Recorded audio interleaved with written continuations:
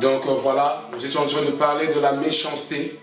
Nous comprenons que la méchanceté n'est certes pas forcément des actes de méchanceté, mais c'est la nature de toute personne qui n'est pas encore revenue entre les mains de Yahweh, toute personne qui n'est pas encore revenue à l'enclos, rentrée dans l'enclos de Jésus-Christ de Nazareth, qui est notre bon berger.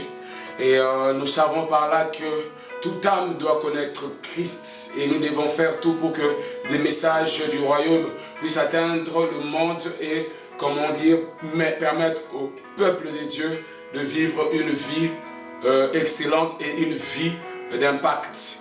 Ainsi, on peut être contagieux là où nous vivons, là où on vit, et ce serait une très très bonne chose. Donc, la méchanceté est aussi tout acte empreint de violence. Tout acte empreint de violence, rempli de malice, de jalousie, de haine, de passion déchirante, etc. Ça aussi, c'est de la méchanceté. Là, nous parlons maintenant de la méchanceté en acte. Maintenant, là, c'est des actes, là où nous allons plus nous focaliser, parce que si vous êtes né de nouveau, certes, alors vous êtes enfant de Dieu, mais alors vous avez encore des actes de violence comme l'avait Israël, qui est là où Dieu disait, vous jeûnez, et vous ne jeûnez pas comme le veut ces jours. Vous jeûnez, et le même jour où vous jeûnez, tu tapes ton frère, tu violentes ta soeur, et tu ne partages pas. Donc voilà, c'est ce dont nous allons parler et développer là. La méchanceté. Mais maintenant, la méchanceté a en elle plusieurs, on va dire, modules, plusieurs options d'expression que nous allons essayer de détailler ici. La liste n'est pas exhaustive, n'est-ce pas? Il y a la rivalité.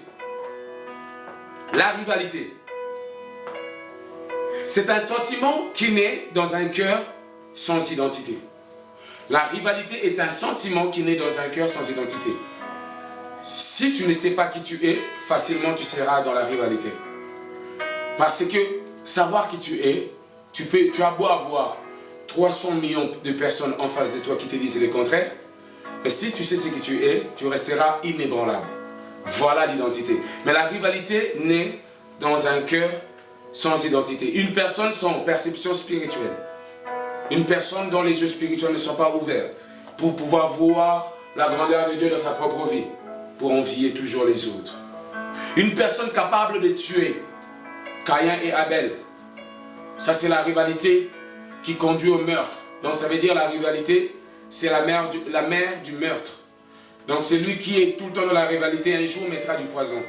Celui qui est tout le temps dans la rivalité, un jour piégera le micro.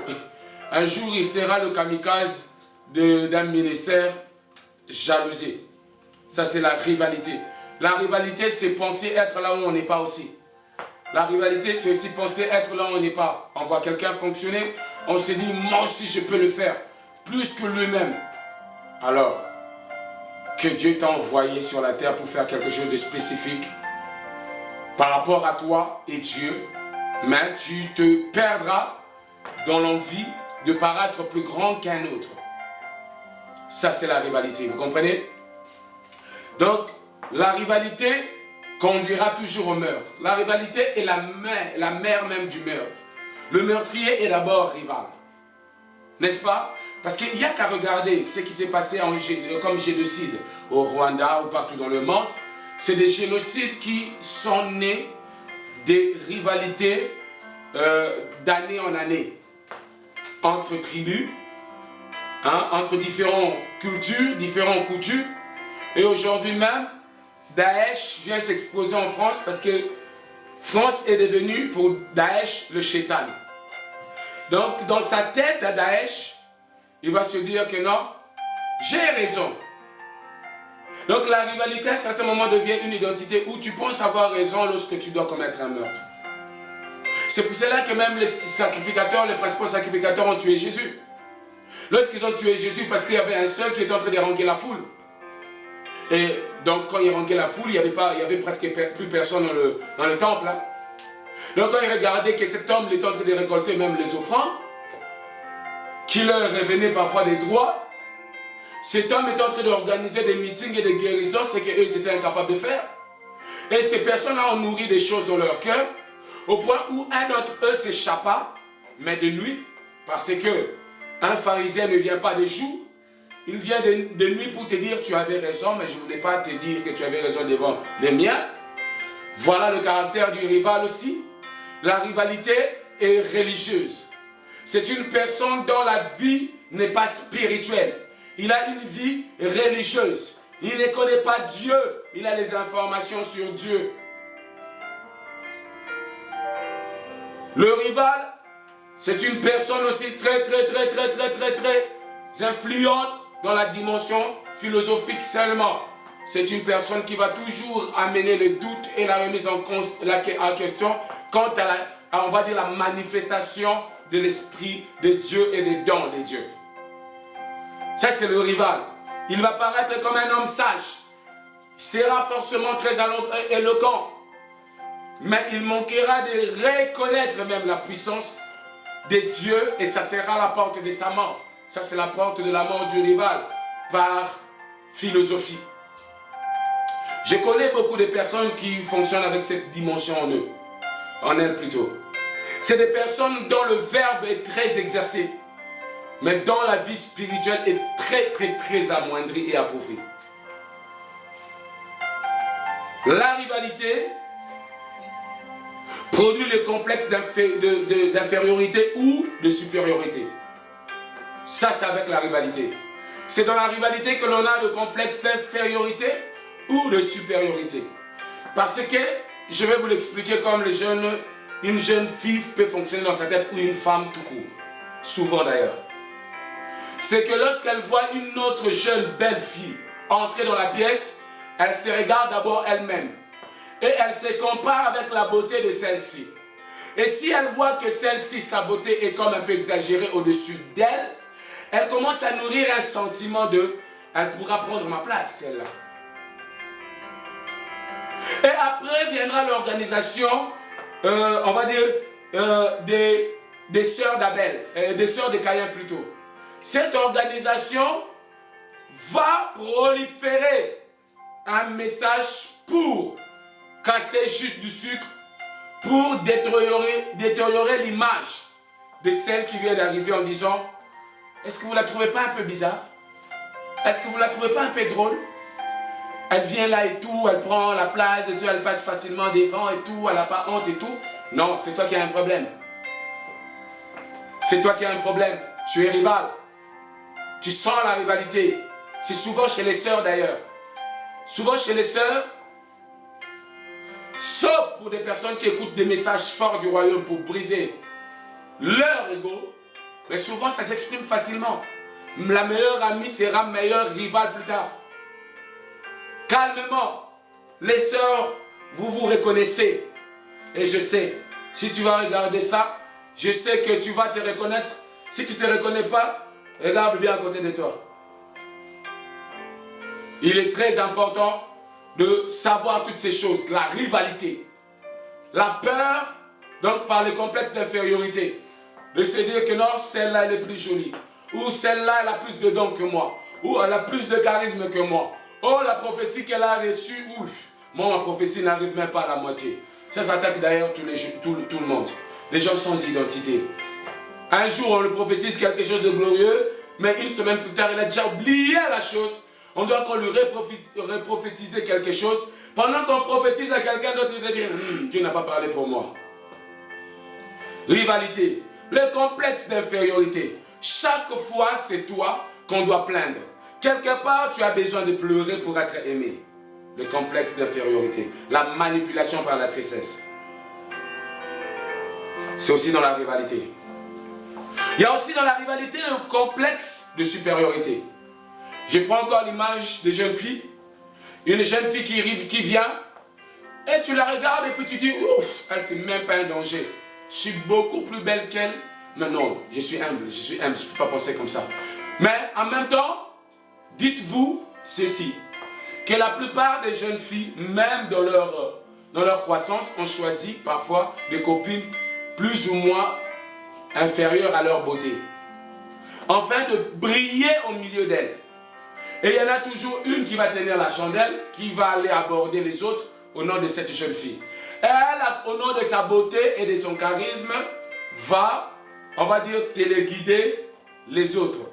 Le complexe de supériorité. Tu regardes l'autre pour dire, ouf, je ne crains rien. Elle n'a pas la tête, mes joues, elle n'a pas mes lèvres, elle n'a pas mon corps. Je vois que mon corps comparé à son corps, bien aimé, ça c'est satanique et diabolique. Il faut qu'on quitte ça définitivement. Ça c'est le complexe de supériorité. Le fait de croire qu'on connaît plus que tout le monde. Et maintenant il faut faire une nuance entre le complexe de supériorité et l'assurance.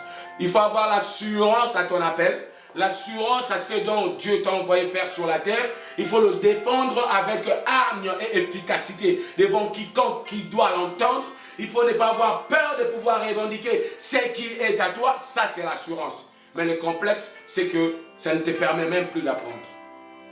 Le complexe de supériorité ne te permettra plus jamais d'apprendre. La jalousie, la rivalité, la jalousie. N'est-ce pas? Donc, il y a ça aussi dans la mauvaise connexion de relations.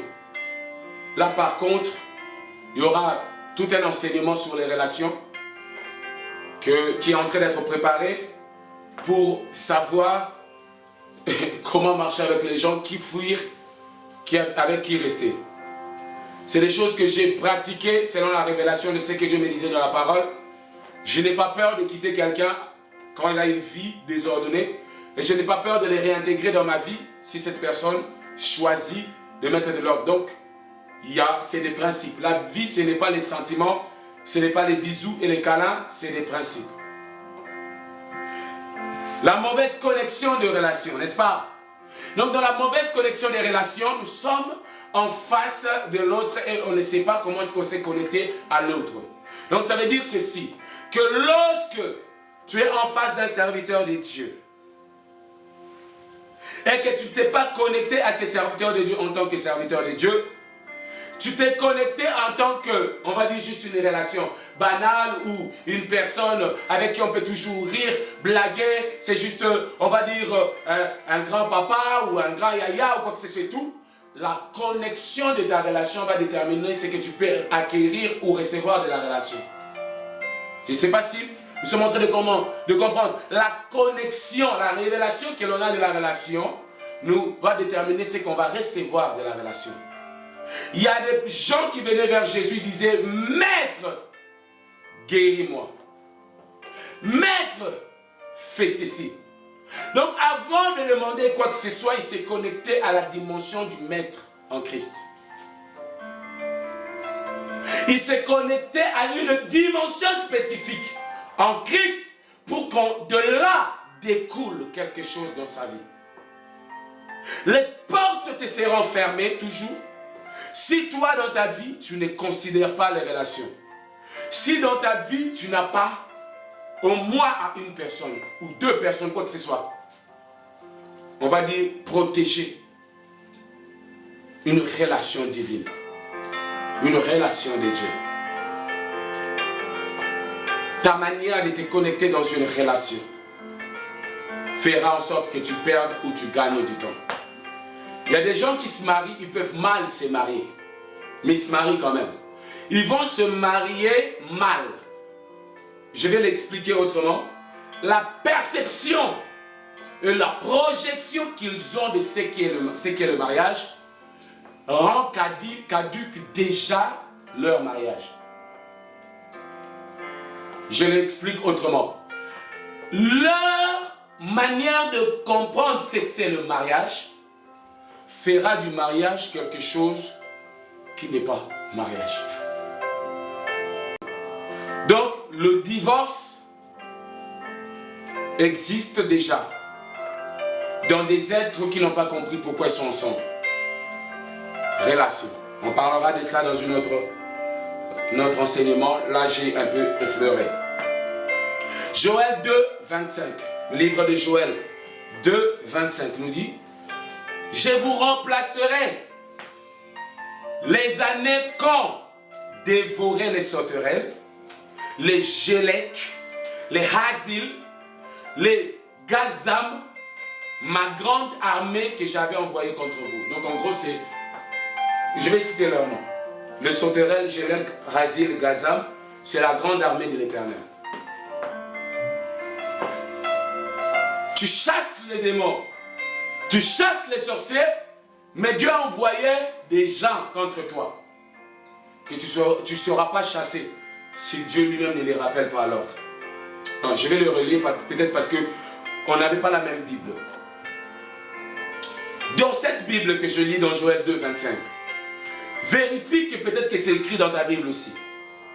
Je vous remplacerai les années qu'ont dévoré les Soterel, Gélek, Razil, Gazam, ma grande armée que j'avais envoyée contre vous. Donc Dieu a comploté avec qui? Soterel, Gélek, Razil, Gazam contre toi. Donc dis-toi que si Yahweh a comploté, ça veut dire qu'ils sont venus pour atteindre un but. Parce qu'ils obéissent à Yahweh. Mais Dieu il est en train de nous rassurer ceci. Je vous remplacerai les années. Mais on ne remplace que les années dans une personne qui a pris conscience. Là, on est en train de nous parler, c'est Joël 2, 25. Et c'est là que dans Joël 2, 28 on lira ceci. L'Esprit de Dieu se répandra, dans la fin de temps, l'Esprit de Dieu se répandra sur toute chair. Vos fils et vos filles prophétiseront. Vos vieillards auront des songes. Autrement, Dieu était en train de préparer les fusions de l'Esprit. Un peuple qui allait marcher, non pas par la chair, mais marcher par rapport à la direction de l'Esprit, par rapport au vent de l'Esprit, par rapport au roi. Ce peuple-là est digne de recevoir les années de récupération. S'ils ont mangé 10 ans, tu recevras 10 ans. S'ils ont mangé 5 ans, tu recevras 5 ans. Écoute-moi très bien. S'ils ont mangé une année, tu recevras une année. S'ils ont mangé 20 ans, l'Éternel te rendra 20 ans. Mais pour autant que tu reviennes à l'écoute de l'Esprit de Dieu. Bien-aimé, c'est très important.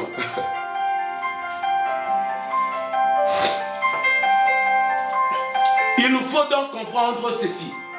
Le Gélek, le Razil, le Gazam sont une armée au service de Dieu. Car c'est lui qui les a envoyés. Ils sont là pour exterminer les biens de ceux qui n'ont pas en eux l'ordre de priorité. Non, je répète. Ils sont là pour dévorer on dit les biens ou les choses de ceux qui n'ont pas en eux l'ordre de quoi? De priorité. Ceux qui ont téléchargé, qui n'ont téléchargé. Donc des personnes qui n'ont pas téléchargé dans le royaume leur vie entière. Et du royaume leur style de vie. Je le répète. Pour exterminer aussi ceux qui n'ont pas téléchargé dans le royaume leur vie entière. Là, je vais m'expliquer.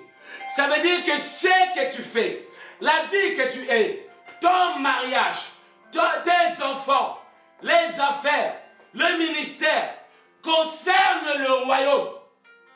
Tant que tu n'as pas téléchargé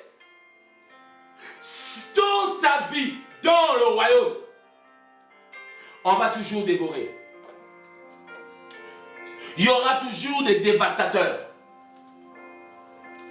Donc en fait, tant que tu ne prends pas tes études, tu ne les mets pas dans la dimension royaume. Tant que tu ne prends pas tes enfants, tu les conduis dans la dimension royaume.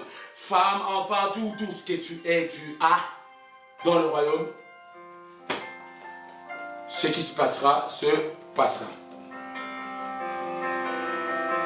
Là, il a dit qu'il remplacera les années. Donc je crois à sa parole. Et je crois aussi que tu vas prendre les bonnes résolutions. Et tu vas maintenant mettre l'autre ordre de priorité. La suite de ce verset nous donne clairement pourquoi Dieu le fait. Parce qu'il enverra son esprit sur toute la chair. Celui qui donnera des visions, songes, et le peuple deviendra prophétique. Autrement dit, ils vivront parce qu'ils écoutent Dieu. Non, quand Dieu enverra son esprit, le peuple deviendra prophétique et vivra par la voix de Dieu. Tu ne vivras plus par tes pensées, Mais le peuple qui deviendra prophétique vivra par la voix de Dieu. Donc le peuple redéfinira ainsi leur manière de vivre. Donc Dieu peut désormais remplacer. Le peuple définira ainsi leur manière de vivre et Dieu peut désormais faire quoi? Remplacer. Ça, c'était déjà un des premiers points. Là, on va s'arrêter pour aujourd'hui sur comment racheter le temps. Maintenant, là, les stratégies de rachat de temps. Là, maintenant, on arrive dans les stratégies de comment racheter le temps. Qu'est-ce que tu peux utiliser que Yahweh a mis en place pour que ton temps soit racheté? Le premier point, on a déjà vu, de ne pas vivre selon ses propres voies, mais écouter la voix de Dieu, être un peuple prophétique, revenir dans le Saint-Esprit pour pouvoir vivre la vie du royaume. Après, nous allons parler d'autres points qui sont énormes ici. Et croyez-moi, nous partirons de surprise en surprise. Si vous avez eu de chagrin à cause de la perte du temps, de tout ce que vous avez écouté, de tous les enseignements jusqu'à maintenant, croyez-moi maintenant, si vous avez pris les bonnes directives, directions, choix, croyez-moi que maintenant,